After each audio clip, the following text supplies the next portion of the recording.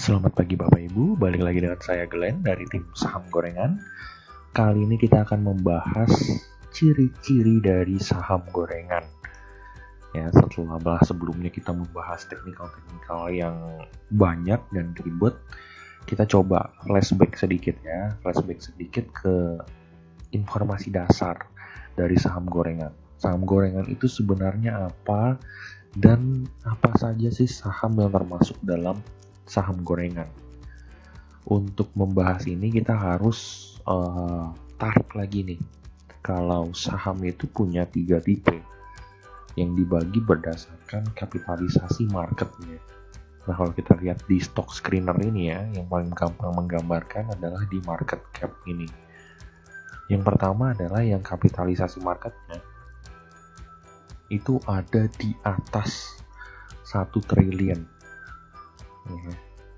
Kalau kita gambar begini ada di atas 1000 billion atau di atas 1 triliun. Nah, saham-sahamnya yang di atas 1 triliun ini adalah saham-saham blue chip. Sebutannya adalah saham-saham blue chip, atau kebanyakan yang masuk ke sini adalah saham-saham LQ45. Contohnya ada BBCA, BBRI, Telkom, BMRI. Nah, ini untuk merogoh kocek ya, untuk mengambil saham ini 100% dari saham yang beredar ke BBCA, kalian perlu merogoh kocek 784 triliun. Angka yang besar sekali, makanya saham-saham LQ45 ini cenderung aman. Pergerakannya sedikit sekali karena persentase sahamnya itu sulit untuk dimiliki oleh satu pihak tertentu atau yang kita sebut sebagai bandar. Jadi pergerakannya cenderung aman. Biasanya per hari range bergeraknya hanya sekitar 1-3% rata-ratanya. Saham yang kedua adalah saham yang kita sebut dengan nama second liner. Second liner ini adalah saham lapis kedua. Saham lapis kedua ini lebih besar dari 500 billion market kapitalisasinya. Jadi untuk saham-saham second liner, kalian bisa merogoh kocek 500 billion untuk membeli seluruh saham yang beredar dari saham second liner. Nah, contoh-contohnya ini ada di Gamma, Tara, TB, Wins, dan lain-lain. Semua saham yang market kapitalisasinya di range 500 billion sampai dengan di bawah dengan 1 triliun ya. Seperti itu. Biasanya saham-saham ini adalah saham yang masuk ke Kompas 100. Indeks Kompas 100. Nah, saham yang ketiga adalah saham lapis ketiga atau disebut dengan third liner. Third liner ini kategorinya adalah saham yang market kapitalisasinya di bawah ya atau lebih kecil dari 500 billion.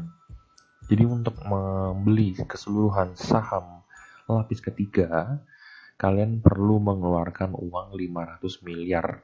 Dan untuk bandar ini adalah angka yang sangat mudah untuk dimanipulasi. Makanya saham sektor liner ini sering disebut sebagai saham gorengan, atau di luar negeri sering disebut sebagai penny stock ya, atau small cap stock.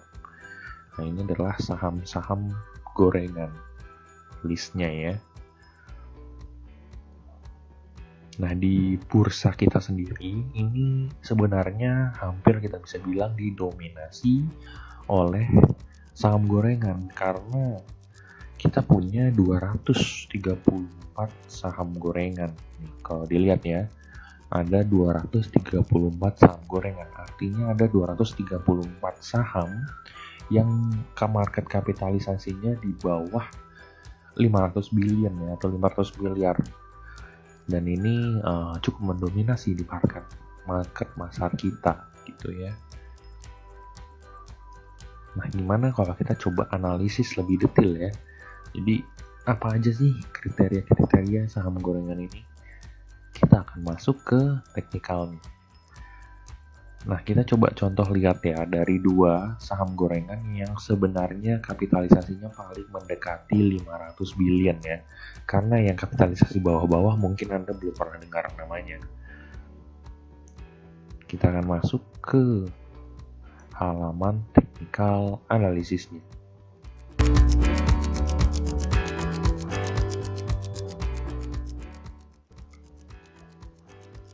Oke, di sini saya udah masuk ke saham ASRM ya.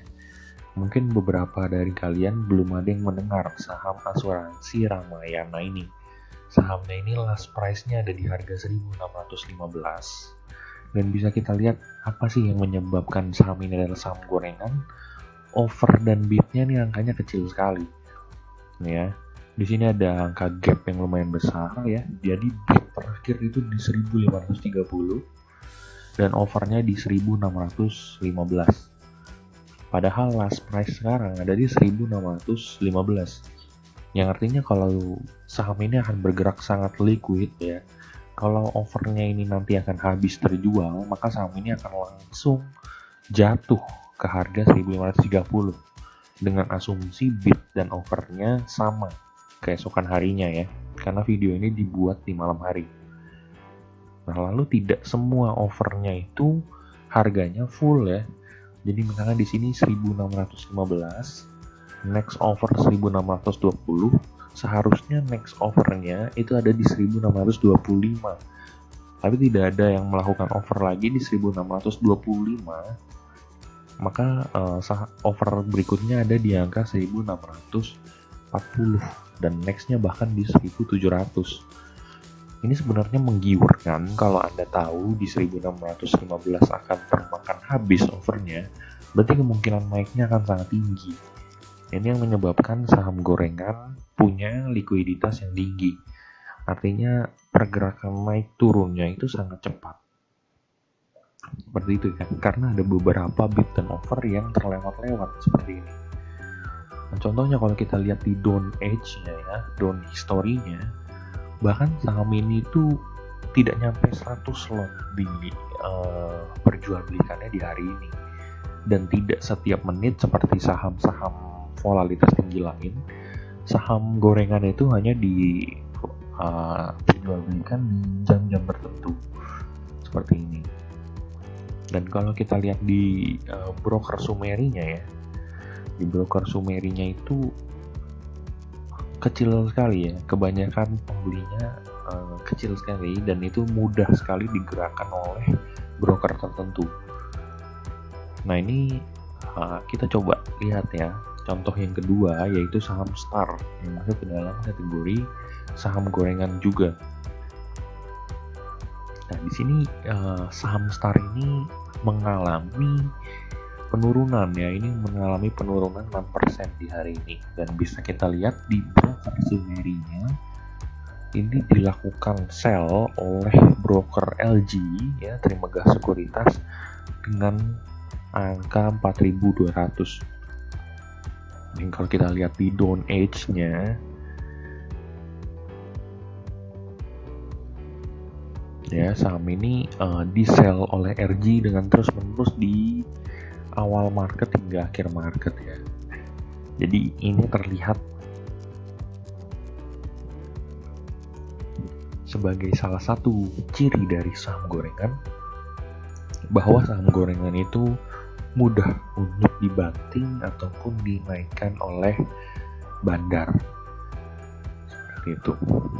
Nah, saham gorengan sendiri ini sebenarnya punya beberapa keunggulan ya. Tidak hanya kelemahan aja, karena contoh dari keunggulannya adalah kalau kita bisa membaca pergerakan bandar, misalkan dengan cara Anda membaca chapter 3 kita ya, analisis bandarmologi, Anda sebenarnya bisa meraup keuntungan yang dahsyat dari saham gorengan, karena terbukti naik dan turunnya itu tinggi ya dalam satu hari, tidak seperti saham first liner ataupun blue chip. Saham gorengan ini mampu naik cukup tinggi per harinya. Jadi kalau Anda bisa membaca pergerakan bandar atau orang yang akan menggerakkan saham gorengan tersebut, Anda bisa menjadi penumpang dari bandar dan Anda bisa ikut menikmati keuntungan yang sama dengan bandar. Mungkin nanti simulasi trading saham gorengan akan ada di video berikutnya ya. Untuk video kali ini tentang ciri-ciri saham gorengan mungkin sampai di sini saja. Terima kasih.